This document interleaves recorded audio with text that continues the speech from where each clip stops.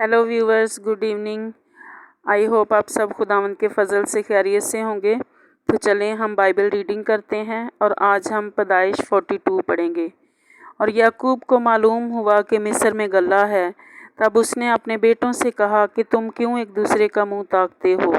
देखो, मैंने सुना है कि मिस्र में गल्ला है।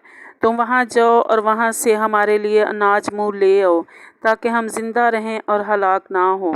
सो यूसुफ के 10 भाई गल्ला मूल लेने को मिस्र में आए, पर याकूब ने यूसुफ के भाई बनियामीन को उसके भाइयों के साथ ना भेजा, क्योंकि उसने कहा कि कहीं उस पर कोई आफत ना आ जाए।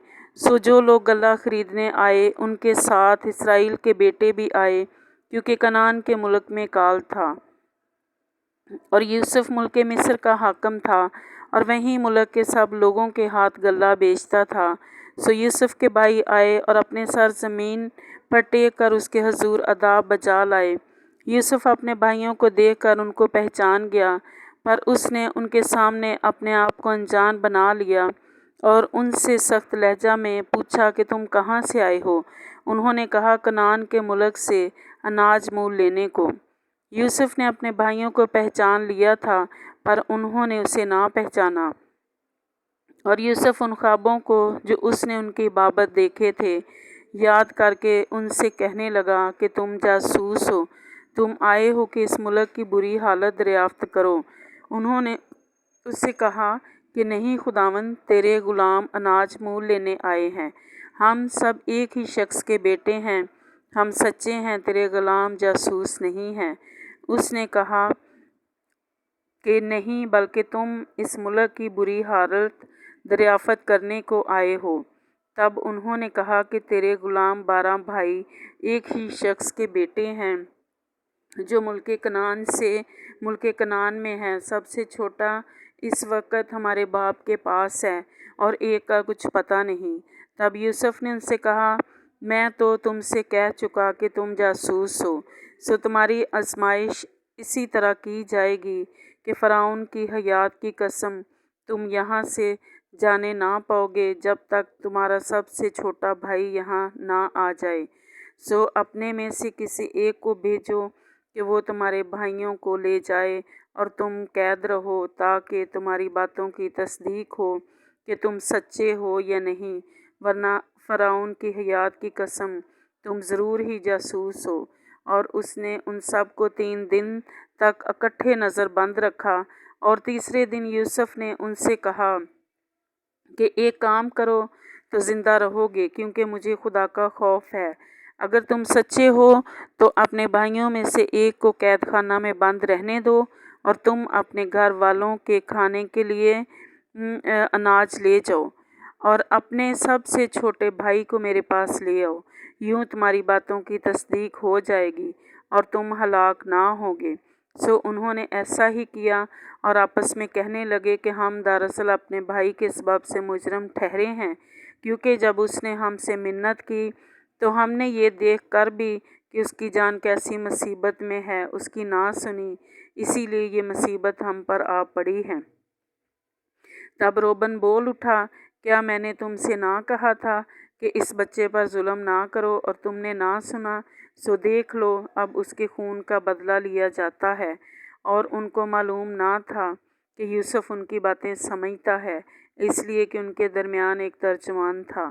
तब वो उनके पास से हट गया और रोया, और फिर उनके पास आकर उनसे बातें की, और उनमें से शमाउन को लेकर उनकी आंखों के सामने उसे बंधवा दिया। फिर यूसुफ ने हुक्म किया कि उनके बोरों में अनाज भरें और हर शख्स की नकदी उसी के बोरे में रख दें, और उनको ज़ाद राह भी दे दें। चनाचे उनके लिए ऐसा ही किया गया, और उन्होंने अपने गधों पर गल्ला लाद लिया और वहाँ से रवाना हुए। और जब उनमें से एक ने मंजिल पर अपने गधे को चारा देने के लिए अपना बोरा खोला तो अपनी नकदी बोरे के मुंह में रखी देखी।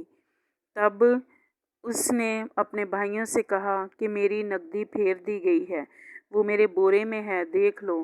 फिर तो वो हवास बाख्ता हो गए और हक्का बुक्का होकर एक दूसरे को देखने और कहने लगे कि खुदा ने हमसे ये क्या किया, اور وہ ملک کنعان میں اپنے باپ یعقوب کے پاس آئے اور ساری واردات اسے بتائی اور کہنے لگے کہ اس شخص نے جو اس ملک کا مالک ہے ہم سے سخت لہجہ میں باتیں کی اور ہم کو اس ملک کے جاسوس سمجھا، اور ہم نے اس سے کہا کہ ہم سچے آدمی ہیں، ہم جاسوس نہیں، ہم 12 بھائی ایک ہی باپ کے بیٹے ہیں اور ہم میں سے ایک کا کچھ پتہ نہیں، اور سب سے چھوٹا اس وقت ہمارے باپ کے پاس ملک کنعان میں ہے۔ تب اس شخص نے جو ملک کا مالک ہے ہم سے کہا کہ میں اسی سے جان لوں گا کہ تم سچے ہو کہ اپنے بھائیوں میں سے کسی کو میرے پاس چھوڑ دو اور اپنے گھر والوں کو کھانے کے لیے اناج لے کر چلے جاؤ، اور اپنے سب سے چھوٹے بھائی کو میرے پاس لے آؤ، تب میں جان لوں گا کہ تم جاسوس نہیں بلکہ سچے آدمی ہو، اور میں تمہارے بھائی کو تمہارے حوالہ کر دوں گا، پھر تم ملک میں سوداگری کرنا۔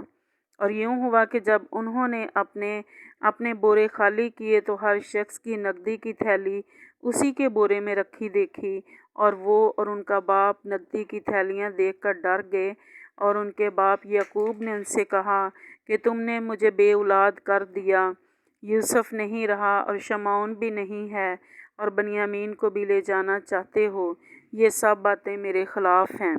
تب روبن نے اپنے باپ سے کہا کہ اگر میں اسے تیرے پاس نہ لے آؤں تو میرے دونوں بیٹوں کو قتل کر ڈالنا، اسے میرے ہاتھ میں سونپ دے اور میں اسے پھر تیرے پاس پہنچاؤں گا۔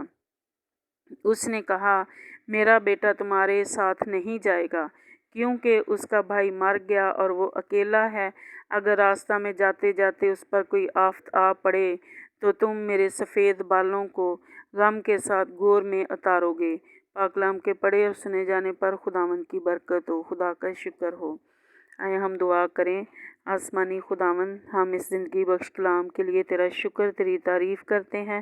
خدا با میں تیرا شکر کرتی ہوں کہ جتنے لوگوں نے اس کلام کو سنا ہے خداوند ان سبوں کو خداوند تو یوسف جیسی برکت دے، اور یوسف جیسی حکمت اور دانائی دے، اور یوسف جیسی خداوند تو حکمت کی روح ان کے اندر ڈال، تاکہ خداوند وہ حکمت اور دانائی کے ساتھ اپنی زندگیاں گزاریں اور خداوند یوسف جیسی برکتیں لینے والے بنیں۔ یسوع مسیح کے نام میں سن اور بخش دے، آمین۔